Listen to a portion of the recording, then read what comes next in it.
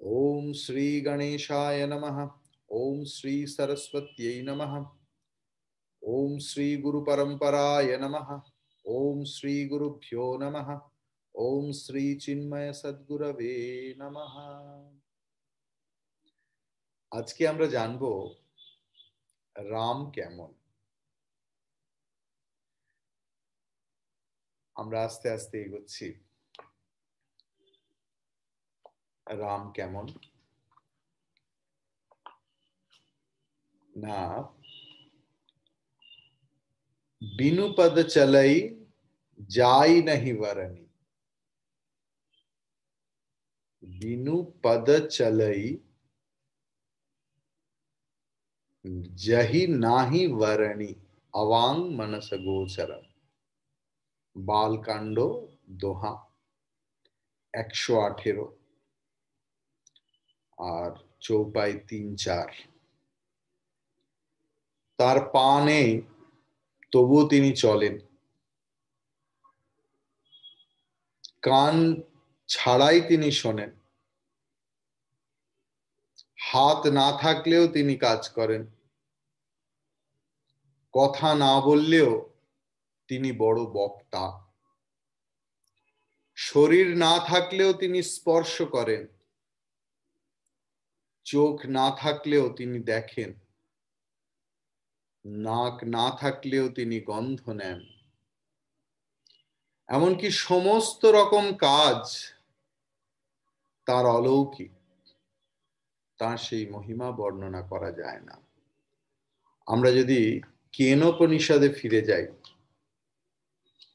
তাহলে আমরা দেখব একদম সিমিলার টাইপের কেনোপনিষদের দ্বিতীয় মন্ত্র আমরা যদি দেখি, শ্রোত্রস্য শ্রোত্রম মনসো মনো যদ वाचोह वाचं सौ प्राणस्य प्राणः चक्षुषश्चक्षुरिति मुच्य धीराः प्रेत्या आस्मल्लोकाद् अमृता भवन्ति।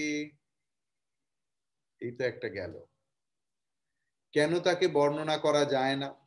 কেনোপনিষদের প্রথম খণ্ডের তৃতীয় মন্ত্রে আছে, না তত্র চক্ষুর্গচ্ছতি। চোখ সেখানে পৌঁছতে পারে না, আমাদের চোখ। না বাক্ গচ্ছতি, কথা বলে প্রকাশ করা যায় না। ঠাকুর শ্রী রামকৃষ্ণ বলছেন, শিব কালী দুর্গা সব এঁটো হয়ে গেছে, ঝুটা হো গিয়া, কিন্তু ব্রহ্ম এঁটো হয়নি। ব্রহ্মন কবি ঝুটা নেই হওয়া। কেন না? না বাক্ গচ্ছতি। শুধু কি তাই? না মনঃ, মনও সেখানে পৌঁছতে পারে না। বিদ্মঃ না বিজানীমঃ যথৈতদ অনুশিষ্যাদ অন্যদেব তদ বিদিতাদথো অবিদিতাদধি ইতি শুশ্রূম পূর্বেশাম। শ্রুতিও বলছে, আমরা বলছি না। যেমন আমরা পরম্পরা সাধনায় শুনে এসেছি। তারপরে 5-6 নম্বর মন্ত্রে কি সুন্দর বলছে দেখুন, यच्चक्षुषा न पश्यति येन चक्षुगुंसि पश्यति तदेव ब्रह्म। এই যে চোখ ছাড়াও দেখেন, কান ছাড়াও শোনেন। সুতরাং তুলসীদাসজি তার মন গড়া কথা বলেননি। তুলসীদাসজি শ্রুতির সাহায্য নিয়েছেন। কেনোপনিষদের মন্ত্রই এর সমর্থনে। এখন আমরা তারপরে রামচরিত্রকে আরো যদি বিশ্লেষণ করি যে রাম কেমন, না সোই দশরথ সুত কৌশলপতি ভগবান ভক্তের মঙ্গলের জন্য সেই অরূপ ভগবান কৌশলপতি রামচন্দ্র হয়েছেন। যেমন জলের কোনো আকার নেই, জল আকার শূন্য, কিন্তু ভক্তি হিমে কোথাও কোথাও, ভক্তির ঠান্ডায়, ভক্তির শীতলতায় সেই জল কোথাও কোথাও জমে বরফ হয়ে গ্লেসিয়ার হয়ে গেছে। আমরা দেখি তো। রামস পরমাত্মা সকল গুণ যাহি, বালকাণ্ডের 119 নম্বর দোহাতে আছে। ভগবান শঙ্কর মানে মহাদেব কি বললেন? বললেন যে ভবানী, রাম হলো সেই পরমাত্মা, এ বিষয়ে তোমার ভুল করাটা বড় অন্যায় হয়েছিল। তোমার মনে কিভাবে সন্দেহ এলো? এই রকম সন্দেহ রামের সম্বন্ধে এলে আমাদের মধ্যে থাকা জ্ঞান, বৈরাগ্য এবং সমস্ত রকম গুণ চলে যায়। রামই পরম আরাধ্য, রামই পরম ব্রহ্ম, এমন করে উপদেশ দিয়ে ভগবান শিব পার্বতীকে শান্ত করলেন। পার্বতীর তপস্যা ছিল, সংস্কার ছিল, তাই এই জন্মে পার্বতী মা দেবাদিদেব মহাদেবের এইসব কথা বুঝতে পারলেন। কিন্তু আমরা সবাই তো বুঝতে পারি না। তার কারণ একটাই, আমাদের বৈরাগ্য নেই, সাধন চতুষ্টয় নেই। যারা বোঝে না তারা বুদ্ধির প্রয়োগ দিয়ে শুধুমাত্র প্রশ্ন করতে থাকে। তারা যদি সর্বজ্ঞই হতো তাহলে অজ্ঞের মতো চারদিকে ঘুরে বেড়াচ্ছেন কেন? তারাও এই প্রশ্ন করে যে রাম যদি সর্বজ্ঞই হতেন তাহলে সীতার খোঁজার জন্য এদিক ওদিক কেন ছোটাছুটি করছেন?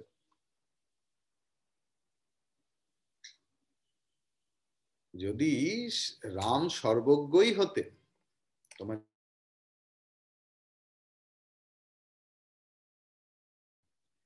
রাম যদি সর্বজ্ঞই হতেন তাহলে তিনি মানুষের মতো কেন এদিক ওদিক ঘুরছেন?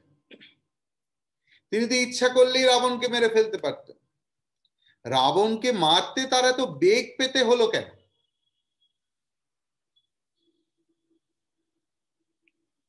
তারা প্রশ্ন করে কেন তিনি পেছন থেকে ব্যাধের মতো বালিকে বধ করলেন? সীতার অগ্নি পরীক্ষা কেন করলেন? এই সব প্রশ্ন করে সেই সব বুদ্ধি মানুষকে বিব্রত করে। কিন্তু রামচরিত মানুষ শোনার আগে বা শুনতে শুনতেও এই বুদ্ধিকে ঠিক পথে চালনা করার দরকার পড়েছে। তবে এই যে সন্দেহ রামের দেবত্বের প্রতি, শুধু এখনকার মানুষের নয়, তখনও ছিল। তার কারণ মেঘনাদ তো রামকে নাগ পাশে বেঁধে ফেলেছে, কিভাবে ছাড়বে? তখন গরুড় গিয়ে ভগবানকে সেই বাঁধন কেটে মুক্ত করল। এতে গরুড়ের মনে অহংকার যেমন হলো, তেমন একটা মোহ এলো যে সে শুনেছে যে রামচন্দ্র নাকি আমার প্রভু শ্রী বিষ্ণুর অবতার। তাহলে যে অবতার তাকে কি করে বাঁধা যায়? আর প্রভুকে বাঁধন মুক্ত করতে গরুড়কে আসতে হলো। व्यापक ब्रह्म नागपाश सोई राम उत्तरकांडेते আছে 58 নম্বর দোহায়। গরুরজি বলছে যে শুনেছিলাম ব্যাপক ব্রহ্ম, সর্বব্যাপী যে ব্রহ্ম, রজগুণহীন বিরজ বাকপতি, মায়া মোহের অতীত পরমেশ্বর রাম অবতার হয়েছে। কিন্তু কি দেখলাম, এতে একদম মানুষ, তার কোনো প্রভাবই নেই। যার নাম জপ করে লোকে ভববন্ধন থেকে মুক্ত হয়ে যায়, একটা ক্ষুদ্র রাক্ষস তাকে সাপের বাঁধনে বেঁধে ফেলেছে। গরুরের মনে অশান্তি সৃষ্টি হলো। আমাদেরও হয় যে আমরা বলি না, গুরুর ব্রহ্মা গুরুর বিষ্ণু গুরুর দেব মহেশ্বরঃ গুরু সাক্ষাৎ পরম ব্রহ্ম তস্मै শ্রী গুরবে নমঃ। গুরুই নাকি ব্রহ্মা, গুরুই নাকি বিষ্ণু, গুরুই নাকি মহেশ্বর। কোথায় বাবা? সেই তো একই রক্ত চর্মার মানুষ, আমাদের মতো থাকছেন, খাচ্ছেন, পড়ছেন। তাহলে গুরু কি করে ব্রহ্মা বিষ্ণু মহেশ্বর হতে পারেন? তাই জন্য গুরু সেবা করা খুব ছেলে খেলার কথা না। তার কারণ গুরু সেবা করতে করতে যেমন মোহ পাশ কাটে, আবার মোহ আসে। যদি সাধন চতুষ্টয় না থাকে, নিজের মধ্যে সেই বৈরাগ্য, সেই শুদ্ধতা না থাকে মনের, প্রতি পদে পদে মনে হতে পারে যে শাস্ত্রে ভুল লেখা আছে, অথবা আমার গুরু সেই গুরু নয়, নিশ্চয়ই অন্য কোনো গুরু আছে যে ব্রহ্মা বিষ্ণু মহেশ্বর সাক্ষাৎ ব্রহ্ম। তখন আমরা ভুলে যাই যে সেই পরম ব্রহ্ম আমাকে কৃপা করার জন্য এই মানুষ রূপ ধারণ করেছেন। গরুরেরও এই মানসিক অশান্তি হয়েছিল। সে বেচারা কি করে, সে নারদকে গিয়ে জিজ্ঞাসা করলো। নারদ ঋষি বলল, দেখো বাবা, এই রকম মোহ আমাকে অনেক নাচিয়েছে। তুমি এক কাজ করো, তুমি ব্রহ্মাজিকে গিয়ে জিজ্ঞাসা করো। গরুর ব্রহ্মাজিকে জিজ্ঞাসা করতে বলল যে বাবা, ভগবানের এই মায়া আমাকেও নাচিয়েছে, নাচাচ্ছে, তুমি বরং দেবাদিদেব মহাদেবকে গিয়ে জিজ্ঞাসা করো। আর মহাদেব ছিল রামের পরম ভক্ত, রামেশ্বর। রামঃ यस्य ईश्वरः सह रामेश्वर। রাম যার ঈশ্বর, তিনি কি বলছেন, তবহি হই সব দৃঢ় অনুরাগা। উত্তরকাণ্ড 61 নম্বর দোহায় আছে। তুলসীদাসজি যেন মহাদেবের মুখ দিয়ে এইবার শেষ কথা বললেন, যে অনেক দিন ধরে যদি সৎসঙ্গ শোনা না হয়, তাহলেই মনের মধ্যে এই রকম সন্দেহ হয়। দীর্ঘদিন ধরে সৎসঙ্গ শুনতে শুনতে, হরি কথা শুনতে শুনতে, পবিত্র মানুষের মুখে, গুরুর মুখে, আচার্যর মুখে, সাধু ব্রহ্মচারীর মুখে বা পবিত্র সংসারীর মুখে বারবার হরি কথা শুনতে শুনতে মনের মধ্যে ভক্তি আসে, তখন এইসব উদ্ভট বুদ্ধি চলে যায়। বিনু সৎসঙ্গ বিবেক না হই। সৎসঙ্গ না করলে বিবেক হয় না। আমাদের বিখ্যাত শ্লোক কি? সৎসঙ্গত্বে নিঃসঙ্গত্বম নিঃসঙ্গত্বে নির্মোহত্বম নির্মোহত্বে নিশ্চলতত্বম নিশ্চলতত্বে জীবন মুক্তি ভজ গোবিন্দম ভজ গোবিন্দম গোবিন্দম ভজ মূঢ়মতে। সবাইকে বলেছিলাম যে এই শ্লোকটা অন্তত মুখস্থ করে রাখবে। সৎসঙ্গ না হলে নিঃসঙ্গ হওয়া যায় না। ভিড়ের মাঝে একা না হলে, চিন্তন না হলে, শ্রবণ মনন না হলে মোহ কাটে না নিজের প্রতি এবং জগতের প্রতি। আর যার মোহ কেটে গেছে সেই তো নিশ্চল ব্রহ্মে স্থিত হয়েছে। আর যে নিশ্চল ব্রহ্মে স্থিত হয়েছে সেই তো মুক্ত পুরুষ। সুতরাং নানা প্রকারে মুনিরা ভগবানের গান গান। সৎসঙ্গ তাকেই বলে যে কথার আদিতে রাম, মধ্যে রাম, অন্তে রাম, একই কথা, প্রভু রাম ভগবান। সৎসঙ্গ ছাড়া রাম কথা হয় না, আর রাম কথা ছাড়া সৎসঙ্গ হয় না। রাম কথা ছাড়া মোহ যায় না, আর মোহ না গেলে রামের পদে, রামের শ্রীপাদ পদ্মে গভীর অনুরাগ হয় না।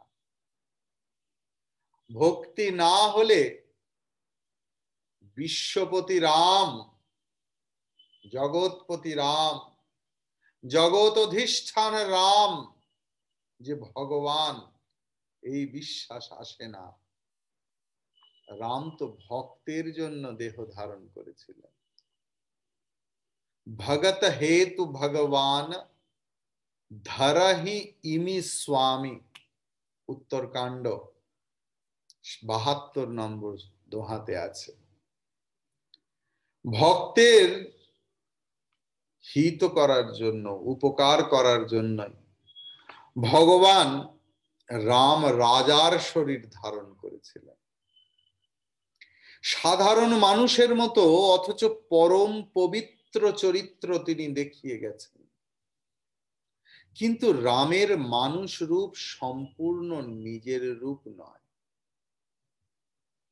কোন নাট্যকার, কোন অভিনেতা যেমন নানা রকম বেশ ধরে কখনো নাচছেন, কখনো চাকরের রোল করছেন, কখনো রাজার রোল, কখনো চাষির রোল, কখনো দারোয়ানের রোল করছেন, ভগবানও তেমনি মানুষ হওয়ার নাটকে রাম সেজেছিলেন। এটাই হলো রামচরিত্র বোঝার এবং আলোচনা করার প্রথম ধাপ। অবতার রাম জন্মেছেন, খেলা করেছেন, বিয়ে করেছেন, যুদ্ধ করেছেন। বাল্মীকিজি এবং তুলসীদাসজির রামও এই সবই করেছে। তুলসীদাসজি খালি তার উপর পূর্ণত্ব আরোপ করেছেন। তার কারণ বাল্মীকির রামে যেন অনেক অপূর্ণতা থেকে গেছে। অপূর্ণের ওপর পূর্ণত্বর আরোপ করে তুলসীদাসজি যেন মানুষের অনেক দিনের খিদে মিটিয়েছেন। পদে পদেই মানুষ রূপধারী অপূর্ণ রাম, যার বহু ত্রুটি ধরা যেতে পারে, কিন্তু আমরা যদি বিচার করে দেখি তাহলে দেখব একটাও তিনি নিজের হিতের জন্য, নিজের স্বার্থের জন্য করেননি। আদর্শ পুরুষত্ব, আদর্শ পৌরসত্ব তাতে আরোপ করেছেন। কারণ তিনি যে লোককার্য সিদ্ধ করতে এসেছেন, ভক্তি সমর্পণ করেছেন। যারা রামচরিত্রে মানুষের দোষ গুণ অনুসন্ধান করে তার বিচার করতে চান, আদর্শ বা ঈশ্বরত্ব আরোপ করতে চান না, তারা তা করুন, ভক্তের তাতে কিছু এসে যায় না। ভক্ত যা চায়, রামচন্দ্রে পূর্ণত্ব আরোপ করে সে সেটাই পায়। তুলসীদাসজি সেটাই করেছেন। যে যে পথে চলতে চায়, কাল্পনিক পূর্ণ অবতারের থেকে সেটাই পায়। যেমন সেই কাল্পনিক অবতার, তার কাছে বাল্মীকিজির ঐতিহাসিক রামচরিত্রের থেকেও অনেক বেশি সত্য। আজ যে শ্রীরামকৃষ্ণের পুজো হচ্ছে ঘরে ঘরে, আমরা জানি না শ্রীরামকৃষ্ণ সম্বন্ধে কশো লোক কত কটু কথা বলেছেন তার জীবদ্দশায় এবং তার শরীর চলে যাওয়ার পরে। এমনকি স্বামী বিবেকানন্দ যখন শ্রীরামকৃষ্ণের কাছে ছুটে ছুটে যেতেন, কেন চাকরি বাকরি নেই, কোথায় ছেলে চাকরির সন্ধান করবে, না ছুটে ছুটে দক্ষিণেশ্বরে যাচ্ছেন ধর্ম কথা শুনতে। তার বাড়ির লোক, কাছের বন্ধু বান্ধবের কাছে বারবার শুনতে হয়েছে, কোথায় যাবি? সেই পাগল বামুন ঠাকুরটার কাছে তো, দক্ষিণেশ্বরে। আরো কত খারাপ খারাপ সেই সমস্ত ডকুমেন্টস বেলুড় মঠে রাখা আছে।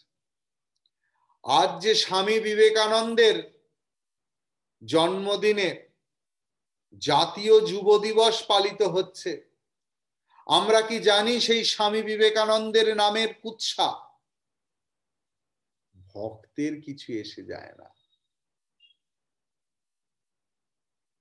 স্বামীজি তখন আমেরিকায়, আর গুরু ভাইরা আলমবাজার মঠে আছেন। সেখানে কলকাতা এবং বিদেশের বিভিন্ন কাগজে প্রতাপচন্দ্ররা রটিয়ে দিয়েছে যে নরেন্দ্রনাথ বিদেশে গিয়ে বেশ্যাগামী হয়েছে। ভক্তের কিছু এসে যায় না। যারা নরেনকে চিনেছে তারা কেউ একটা কথা বিশ্বাস করে।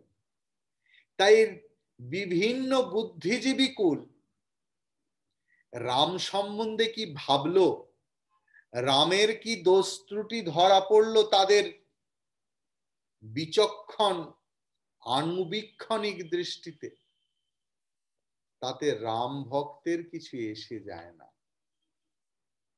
আর রাম ভক্তের ভক্তিকে পূর্ণতা প্রদান করেছে রামচরিতমানস।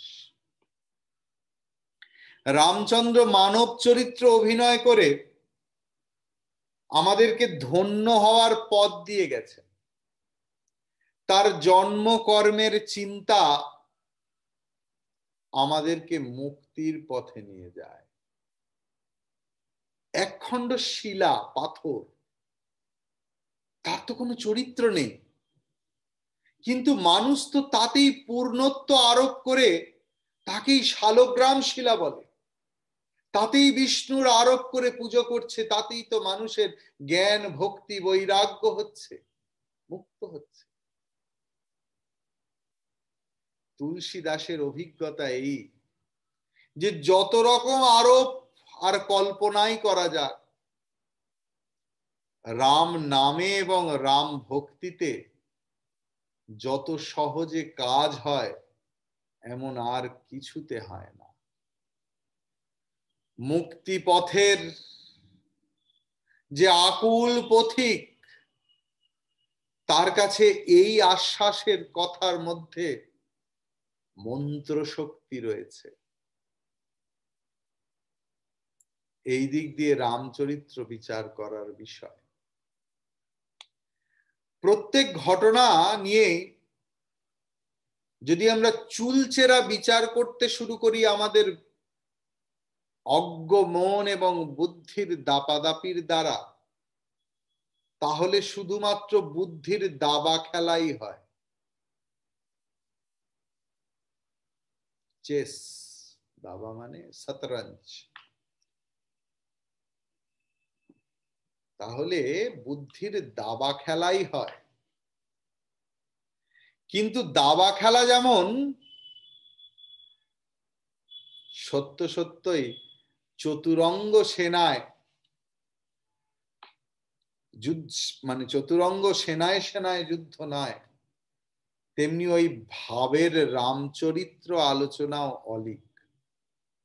হ্যাঁ, রাম শিকার করতে বেরোতেন, হরিণ শিকার করতেন, মৃগ শিকার করতেন। বন্ধু সখা সঙ্গ দেখা ওহি আন, বালকাণ্ডের 205 নম্বর দোহাতে আছে। তুলসীদাস বর্ণনা দিয়েছে। কি বলছেন তুলসীদাসজি? যে যার সমস্ত জীবে সমদৃষ্টি, তিনি অকারণে কেন প্রাণীবধ করতেন? এটাই কি আদর্শ চরিত্র? উত্তরে বলা হয় যে তখনকার দিনে রাজার ছেলেদের মৃগয়াতে যাওয়া একটা অবশ্য করণীয় কাজ ছিল। তিনি সেই সময়ের লোকাচার মেনে সমস্ত কিছু করেছেন। তিনি মনুষ্য চরিত্র অনুসরণ করে মানুষকে মুক্তির পথের অধিকারী করে গেছেন। ঈশ্বর হিসাবে বিচার করলে তার প্রত্যেক কাজের জন্যই তাকে দোষ দিতে হয়। স্ত্রীর দুঃখে তিনি কেনই বা কাতর হলেন? তিনি সর্বজ্ঞ ও আদর্শ চরিত্র হলে ওই সময় সাধারণ মানুষের মতো কেউ আচরণ করে? সেটা করেছেন বলেই রামচরিত্র এত মধুর, এত টানে। হাজার হাজার বছর ধরে রাম কথা চলছে, তবু আমাদের বারবার রামায়ণ শুনতে ইচ্ছে হয়। তাই রামের কথা এত শক্তিশালী। শুভ আচরণ কতহু ধরা আকুলানি, 183 নম্বর দোহা বালকাণ্ডের আছে। যে কোন স্থানে কেন এই রামের অবতারণা, কি ছিল সেই সময় আর্থ সামাজিক অবস্থা বা সোশিও ইকোনমিক কন্ডিশন কি ছিল সেই সময়? কোন স্থানে কোনো শুভ আচরণ থাকলো না। কেউ আর দেবতা, ব্রাহ্মণ এবং গুরুকে মানত না। হরিভক্তি ছিল না। যজ্ঞ, জপ, দান, তপস্যা কিচ্ছু ছিল না। স্বপ্নেও বেদ পুরাণ কেউ শুনত না। জপ, যজ্ঞ, বৈরাগ্য, তপস্যা, যজ্ঞ, এই সকলের কথা শুনলেই রাবণ রেড়ে করে উঠত, তাকে দেশ ছাড়া করত। এই ছিল রাবণের চরিত্র। সমস্ত লণ্ডভণ্ড করে দিত, যার ফলে সংসার এমন ভ্রষ্টাচারী হলো যে ধর্মের কথা আর কানেও শোনা যেত না। যে বেদ পুরাণের কথা বলতো তাকেই ভয় দেখিয়ে দেশের বাইরে বার করে দিত। ভগবান শিব পার্বতীকে বলছেন, ওহে পার্বতী, প্রিয়তমা পার্বতী, শোনো, যাদের আচরণ এই রকম, যারা গুরু, বেদ, ঈশ্বরে বিশ্বাস করে না, ব্রাহ্মণে বিশ্বাস করে না, যারা গুরুকে, ব্রাহ্মণকে এবং দেবতাদের এবং শাস্ত্রকে যথাযথ সম্মান তো দেয় না এবং অসম্মান করে, তারাই রাক্ষস। ভগবান শিব পার্বতীকে বলছেন। রামের সঙ্গে রাবণের যুদ্ধ হয়েছিল। রাবণ রাক্ষসদের রাজা। রাক্ষস কারা?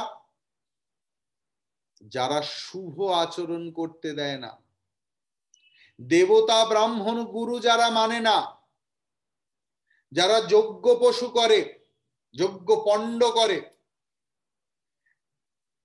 যারা সংসারকে ভ্রষ্টাচার করে দেয়, বেদ পুরাণের কথা বললেই যারা কানে আঙুল দেয়, তারাই রাক্ষস। এইসব রাক্ষস খুঁজতে দূরে যেতে হবে না।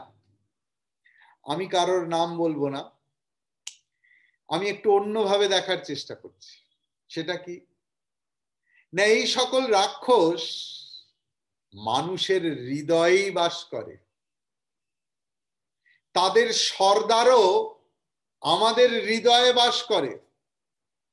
এই রাক্ষসদের অত্যাচারেই আজকে পৃথিবী পীড়িতা, ব্যাকুল। গিরিশারি সিন্ধু রাবণ ভয় ভীতা, বালকাণ্ড 184 নম্বর দোহায় আছে। পৃথিবী কেঁদে বলে যে একজন পরদ্রোহী আমার কাছে যত ভার, পর্বত নদী সাগর আমার কাছে ততটা ভার বোধ হয় না। আমি সব সময় সমস্ত ধর্ম বিপরীত দেখছি, কিন্তু রাক্ষসের ভয়ে কিছু বলতে পারছি না। কিন্তু এক পরদ্রোহ রূপ রাক্ষস নয়, নানা হিংস্র এবং পাপ বৃত্তির রাক্ষস পুষে মানুষ নিজের হৃদয় পুরীকে রাবণের লঙ্কাপুরী করে রেখেছে। পৃথিবী কেঁদে কেঁদে ব্রহ্মাজির কাছে গেল। ব্রহ্মা বললেন তার দ্বারা কিছু হবে না, অন্য কোন দেবতার দ্বারাও কিছু হবে না, কারণ তারা সবাই রাবণের ভয়ে ভীত। একমাত্র বিষ্ণু রক্ষা করতে পারেন। তখন গাভীর বেশে, গোমাতার বেশে পৃথিবী এবং দেবতারা মিলে খুঁজতে গেলেন বিষ্ণুকে কোথায় পাওয়া যায়। চলো বৈকুণ্ঠে যাই, বিষ্ণু নেই। তাহলে বোধহয় উনি ক্ষীর সমুদ্রে শুয়ে আছেন আর মা লক্ষ্মী তার পা টিপছে, সেখানেও নেই। পুরো বৈকুণ্ঠ জান বস প্রভু সোই। ভগবান দেবাদিদেব মহাদেব ছিলেন রামের পরম ভক্ত। রাম বা বিষ্ণু কোথায় থাকেন তা তিনি জানতেন। যে যার ভক্ত সে জানে কে কোথায় থাকে। তেহি সমাজ গিরিজা জিমি জাগি, সেই সকলের মধ্যে আমিও ছিলাম। অবসর পেয়ে একটা কথা বললাম। ভগবান শিব বলছেন পার্বতী, যার হৃদয়ে ভক্তি যেমন প্রভু সেইভাবে সেখানে সেইভাবে প্রকাশিত হন, এটাই রীতি। বিষ্ণু, বিষ ধাতু থেকে বিষ্ণু এসছে, ব্যাপনশীল বিষ্ণু। বিষ্ণু সকল স্থানে সমানভাবে ব্যাপ্ত হয়ে আছেন। আমি জানি এই বিষ্ণুই প্রেমের বলে প্রত্যক্ষ হন। দেশ কাল দিক বিদিক সর্বত্রই তো তিনি প্রেম রূপে বিরাজ করছেন। আগুন কোথায় আছে? আগুন তো কাঠের মধ্যেই আছে, তাই তো কাঠে কাঠে ঘষলে আগুন লাগে। আগুন কি বাইরে আছে নাকি? আগুন কাঠের মধ্যে আছে। হরিও হৃদয়ের মধ্যে আছে। প্রেমেই তিনি প্রত্যক্ষ হন। রাক্ষসেরা হিংসা, পরদ্রোহ, লোভ, কাম, ক্রোধ, লোভ, মোহ, মদ, মাৎসর্য এইসব নিয়ে আমাদের হৃদয় ক্ষেত্রকে পীড়িত করে রেখেছে, যন্ত্রণা। হরি তাদেরকে দমন করবেন। হরি মানে হৃ ধাতু থেকে, মানে যিনি আমাদের সমস্ত খারাপ দিক হরণ করেন, তিনি হরি। রাম হৃদয়ের ভেতরেই আছেন। কিভাবে পাবো? চাই কেবল রাম ভক্তি, তাহলেই তিনি প্রকাশ হতে পারেন। হৃদয়ে যখন রাক্ষসের উৎপাদ বোধ দেখা দেয় তখনই রাম জন্মের সূচনা হয়।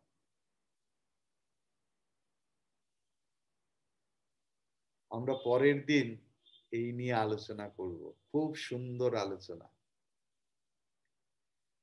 শ্রীরাম জয় রাম জয় জয় রাম, শ্রীরাম জয় রাম জয় জয় রাম, শ্রীরাম জয় রাম জয় জয় রাম, শ্রীরাম জয় রাম জয় জয় রাম, শ্রীরাম জয় রাম জয় জয় রাম, শ্রীরাম জয় রাম জয় জয় রাম, জয় জয় রাম জয় জয় রাম। सियावर रामचंद्र की जय, उमापति महादेव की जय, पवन सुत हनुमान की जय। बोलो भाई सब संतन की जय।